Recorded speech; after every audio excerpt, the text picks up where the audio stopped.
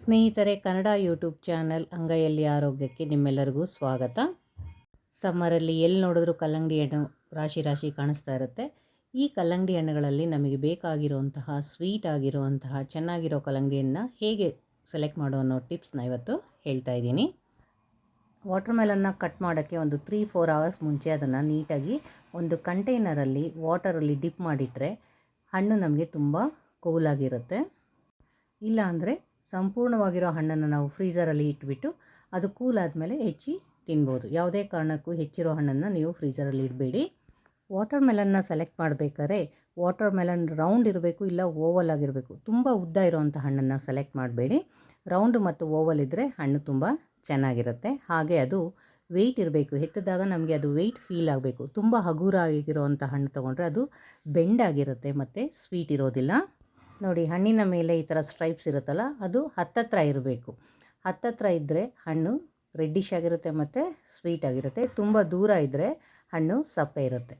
So ಹಾಗಾಗಿ ನಾವು ತುಂಬ ಹತ್ತಿರ ಸ್ಟ್ರೈಪ್ಸ್ ಬಂದಿರುವಂಥ ಹಣ್ಣನ್ನು ಸೆಲೆಕ್ಟ್ ಮಾಡ್ಕೋಬೇಕು. ಹಾಗೆ ಹಣ್ಣು ತುಂಬ ವೈಟಿಶ್ ಅಥವಾ ತುಂಬ ಡಾರ್ಕ್ ಗ್ರೀನ್ ಇರುವಂಥ ಹಣ್ಣನ್ನು ಸೆಲೆಕ್ಟ್ ಮಾಡಬಾರ್ದು. ಮತ್ತು ಒಡೆದ್ರೆ ಈ ಥರ ಸೌಂಡ್ ಬರಬೇಕು. ಸೊ ನೋಡಿ, ಇವಾಗ ನಾನು ಒಂದು 3-4 ಅವರ್ಸ್ ಇದನ್ನು ನೀರಲ್ಲಿ ಮುಳುಗಿಸಿಟ್ಟಿದ್ದೀನಿ. ಆ ನೀರನ್ನು ವೇಸ್ಟ್ ಮಾಡಬಾರ್ದು, ಅದನ್ನು ಗಿಡಗಳಿಗೆ ಹಾಕಬೇಕು. ಸೊ ಇದನ್ನು ಈಗ ಬಕೆಟಿಂದ ಆಚೆ ತೆಗಿಬೇಕು. ನೋಡಿ, ಸ್ಟ್ರೈಪ್ಸ್ ಹತ್ತತ್ರ ಕಾಣಿಸ್ತಾ ಇದೆ. ಹಾಗೆ ಒಂದೊಂದ್ಸಲಿ ಈ ಕಲ್ಲಂಗಡಿ ಹಣ್ಣು ಮೇಲೆ ಒಂದೊಂದು ಪ್ಯಾಚ್ ಥರ ಮಾರ್ಕ್ ಇರುತ್ತೆ. Yellow issue, white issue, creamish mark ಇರುತ್ತೆ. ನೋಡಿ, ಇದರಲ್ಲಿ ಕ್ರೀಮಿಶ್ ಕಲರು ಪ್ಯಾಚ್ ಥರ ಕಾಣಿಸ್ತಾ ಇದೆಯಲ್ಲ, ಈ ಥರ ಮಾರ್ಕ್ ಇದೆ. ಸೊ ಈ ಥರ ಇದ್ದರೂ ಪರವಾಗಿಲ್ಲ, ಅಥವಾ ಯೆಲ್ಲೋ ಇಶ್ ಇದ್ದರೂ ಪರವಾಗಿಲ್ಲ. ಡಾರ್ಕ್ ಯೆಲ್ಲೋ ಇದ್ದರೆ ಅದು ಬಿಸಿಲಿಗೆ ತುಂಬ ಎಫೆಕ್ಟ್ ಆಗಿರುತ್ತೆ. ತುಂಬ ವೈಟ್ ಇದ್ದರೆ ಅದು ತುಂಬ ದಿವಸ ಆಗಿರುತ್ತೆ, ಅಂದರೆ ಫೀಲ್ಡಲ್ಲೇ ತುಂಬ ದಿವಸ ಅದನ್ನು ಹಾಗೆ ಬಿಟ್ಟಿರ್ತಾರೆ, ಅದು ಕೂಡ ಸಪ್ಪೆ ಇರುತ್ತೆ. ಹಾಗಾಗಿ ಯೆಲ್ಲೋಯಿಶ್ ಅಥವಾ ಗ್ರೀನಿಶ್ ಅಥವಾ ಪೇಲ್ ವೈಟಿಶ್ ಕಲರ್ ಇರೋವಂತಹ ಪ್ಯಾಚ್ ಇದ್ದರೆ ನೀವು ಅದನ್ನು ಪರ್ಚೇಸ್ ಮಾಡಿ ತಿನ್ಬೋದು. ಮತ್ತು ಇವಾಗೆಲ್ಲ ಒಂದು ದೊಡ್ಡ ರೂಮರ್ಸ್ ಏನು ಅಂದರೆ ಹಣ್ಣಿಗೆ ಒಳ್ಳೆ ಕಲರ್ ಬರೋದಕ್ಕೆ ಅದನ್ನ ಇಂಜೆಕ್ಟ್ ಮಾಡ್ತಾ ಇದ್ದಾರೆ ಅಂತ. ಅದು ಯಾವುದೇ ಕಾರಣಕ್ಕೂ ಒಂದು ಇಂಜೆಕ್ಷನ್ ಮಾಡಿದ್ದಾರೆ ಅಂದರೆ ಅಲ್ಲಿ ಒಂದು ಹೋಲ್ ಥರ ಕ್ರಿಯೇಟ್ ಆಗಿರುತ್ತೆ. ಔಟರ್ ಸರ್ಫೇಸಲ್ಲಿ ನೀವು ನೋಡಿದಾಗ ಹೋಲ್ ಏನಾದರೂ ಕಾಣಿಸಿದ್ರೆ ಅದಕ್ಕೆ ಏನಾದರೂ ಡ್ಯಾಮೇಜ್ ಆಗಿದೆ ಅಂತ ಹೊರತು ಸಿರಿಂಜ್ ತೊಗೊಂಡು ಯಾರೂ ಇಂಜೆಕ್ಟ್ ಮಾಡೋಕ್ಕೋಗಲ್ಲ. ಪಲ್ಪ್ವರೆಗೂ ನೀವು ಇಂಜೆಕ್ಟ್ ಮಾಡಬೇಕು ಅಂದರೆ ದೊಡ್ಡ ಸಿರಿಂಜ್ ತೊಗೊಂಡು ಇಂಜೆಕ್ಟ್ ಮಾಡಬೇಕು. ಮತ್ತು ಆ ಥರ ಮಾಡಿದಾಗ ಅಲ್ಲಿ ಹೋಲ್ ಆಗುತ್ತೆ, ಮತ್ತು ಅದರಿಂದನೇ ಅದರಲ್ಲಿ ಪಲ್ಪಲ್ಲಿರೋವಂಥ ರಸ ಎಲ್ಲ ಊಸ್ ಔಟ್ ಆಗಿ ಹಣ್ಣು 12 ಗಂಟೆ ಒಳಗೆ ಅಥವಾ 1 ದಿನದೊಳಗೆ ಹಾಳಾಗಿಬಿಡುತ್ತೆ. ಸೊ ಹಾಗಾಗಿ ಇದು ಏನು ನಾವು ರೂಮರ್ಸ್ ನೋಡ್ತಾ ಇದ್ದೀವಿ, ರೀಲ್ಸಲ್ಲಿ ಆಗ್ಬೋದು, ಯೂಟ್ಯೂಬಲ್ಲಿ ಆಗ್ಬೋದು, ಸೊ ಅದು ಒಂದು ಮಿತ್ತು. ಸುಮ್ಮನೆ ಅದನ್ನು ಸ್ಪ್ರೆಡ್ ಮಾಡ್ತಾ ಇದ್ದಾರೆ. ಹಾಗಾಗಿ ಅದರ ಮಾರ್ಕೆಟಿಂಗ್ ಕೂಡ ಡೌನ್ ಆಗ್ತಾಯಿದೆ. ಮತ್ತು ಅಕಸ್ಮಾತ್ ಸಿರಿಂಜು ಅಥವಾ ನೀವು ಒಂದು ನೀಡಲ್ಲೇ ತೊಗೊಂಡು ಚುಚ್ಚಿದ್ರೂ ಆ ಔಟರ್ ಸರ್ಫೇಸಲ್ಲಿ ನಮಗೆ ಆ ಹೋಲ್ ಮಾರ್ಕ್ ಆಗಿರೋದು ಕಾಣಿಸುತ್ತೆ. ಇನ್ನು ಕಲ್ಲರ್ ಬರಬೇಕು ಅಂದರೆ ಹೆಚ್ಚಿದ ಮೇಲೆ ಬೇಕಾದ್ರೆ ಅರಿಶಿನ ಪುಡಿ ಮತ್ತು ರೆಡ್ ಚಿಲ್ಲಿ ಪೌಡರ್ನ ಹಾಕಿ ಅದು ಕಲರ್ನ ಎನ್ಹಾನ್ಸ್ ಮಾಡಿ ತೋರಿಸ್ಬೋದೇ ಹೊರತು ಇಡೀ ಹಣ್ಣನ್ನು ನಾವು ಆ ಥರ ಇಂಜೆಕ್ಟ್ ಮಾಡಿ ಮಾಡೋದಕ್ಕೆ ಆಗೋದಿಲ್ಲ. ಹಾಗಾಗಿ ಈ ರೂಮರ್ಸ್ಗೆ ನೀವು ಕಿವಿಗೊಡದೆ ಒಳ್ಳೆ ಕಲ್ಲಂಗಡಿ ಹಣ್ಣನ್ನು ಸೆಲೆಕ್ಟ್ ಮಾಡ್ಕೊಂಬಂದು ಈ ಬೇಸಿಗೆಯಲ್ಲಿ ತಿಂದು ನಿಮ್ಮ ದೇಹನ ತಂಪಾಗಿಡಿ, ದೇಹನ ಹೈಡ್ರೇಟೆಡ್ ಆಗಿ ಇಟ್ಕೊಳ್ಳಿ. ಹಣ್ಣಂತೂ ನೋಡೋಕ್ಕೆ ತುಂಬ ರೆಡ್ಡಾಗಿ ತುಂಬ ಚೆನ್ನಾಗಿ ಕಾಣಿಸ್ತಾ ಇದೆ, ಮತ್ತು ಸೀಡ್ಸು ತುಂಬ ಕಡಿಮೆ ಕಾಣಿಸ್ತಾ ಇದೆ.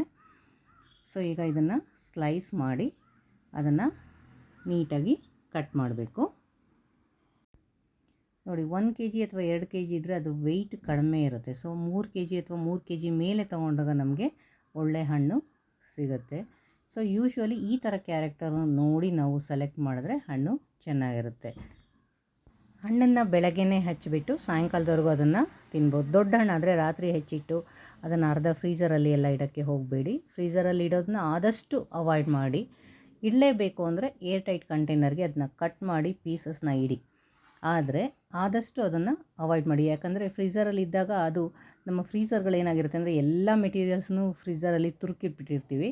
ಸೊ ಫುಡ್ಡು, ಬೇಕ್ಡು, ಕುಕ್ಡು, ನಾನ್ ಕುಕ್ಡು ಎಲ್ಲನೂ ಒಟ್ಟಿಗೆ ಇರೋದ್ರಿಂದ ಅದರಲ್ಲಿ ನಮಗೆ ಜಾಸ್ತಿ ವೈರಲ್ಲು ಮತ್ತು ಬ್ಯಾಕ್ಟೀರಿಯಲ್ ಗ್ರೋತ್ ಇರುತ್ತೆ. ಸೊ ಅದು ಬೇಗ ಈ ಥರ ಹೆಚ್ಚಿಟ್ಟಿರೋ ಹಣ್ಣುಗಳು ಹೋಳುಗಳಿಗೆ ಬೇಗ ಅಟ್ರ್ಯಾಕ್ಟ್ ಆಗುತ್ತೆ. ಕಲ್ಲಂಗಡಿ ಹಣ್ಣಿಗಂತೂ ಜಾಸ್ತಿ ಆಗುತ್ತೆ. ಹಾಗಾಗಿ ಅದನ್ನು ನಾವು ತಿಂದ ತಕ್ಷಣ ನಮಗೆ ಥ್ರೋಟ್ ಇನ್ಫೆಕ್ಷನ್ನು, ಗಂಟ್ಲು ಕೆರೆತ ಅಥವಾ ಫೀವರಿಶ್ ಥರ ಫೀಲ್ ಆಗೋಕ್ಕೆ ಶುರು ಆಗುತ್ತೆ. ಹಾಗಾಗಿ ಆದಷ್ಟು ಕಲ್ಲಂಗಡಿ ಹಣ್ಣನ್ನ ಫ್ರಿಜ್ಜಲ್ಲಿ ಇಡೋದನ್ನ ಅವಾಯ್ಡ್ ಮಾಡಿ.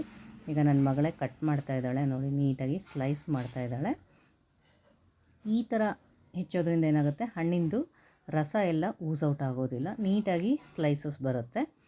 ಸೊ ಹಾಗಾಗಿ ಈ ಥರ ಮೆಥಡ್ನ ಇದು ಮಾಡಿ. ಇಲ್ಲಾಂದರೆ ರೌಂಡಾಗಿ ಕಟ್ ಮಾಡಿ ಹಣ್ಣು ಕಡೆಯಿಂದ ನಾವು ಕಟ್ ಮಾಡಿದ್ರೆ ಆ ಪಲ್ಪ್ ಎಲ್ಲ ಕಟ್ ಆಗುತ್ತೆ. ಹಣ್ಣು ತುಂಬ ಸ್ವೀಟಾಗಿದೆ. ಸೊ ಹೊಟ್ಟೆ ತುಂಬ ಹಣ್ಣನ್ನು ತಿಂದು ಬೇರೆ ರೈಸು ಚಪಾತಿ ಏನಿರುತ್ತೆ ಅದನ್ನು ಕಡಿಮೆ ತಿನ್ನೋದ್ರಿಂದ ಇದು ಕೂಡ ಒಂದು ಡಯಟ್ ಪ್ಲ್ಯಾನ್ ಥರನೇ ಆಗುತ್ತೆ. ವೆಯ್ಟ್ ರೆಡ್ಯೂಸಿಂಗ್ಗೆ ಹೇಳಿದ್ನಲ್ಲ, ಸಮ್ಮರಲ್ಲಿ ಯಾವಾಗಲೂ ವೆಯ್ಟ್ ರೆಡ್ಯೂಸಿಂಗ್ ಮಾಡೋದು ತುಂಬ ಈಸಿ. ಯಾಕಂದರೆ ನಾವು ಈ ಥರ ಫ್ರೂಟ್ಸು ಮತ್ತು ಸಲಾಡ್ಸು ಮತ್ತು ಕೋಸಂಬರಿಗಳು, ತಂಬುಳಿಗಳನ್ನ ಜಾಸ್ತಿ ತಿಂದುಬಿಟ್ಟು ರೈಸ್ ಐಟಮ್ನ ತುಂಬ ಕಡಿಮೆ ತಿನ್ಬೋದು.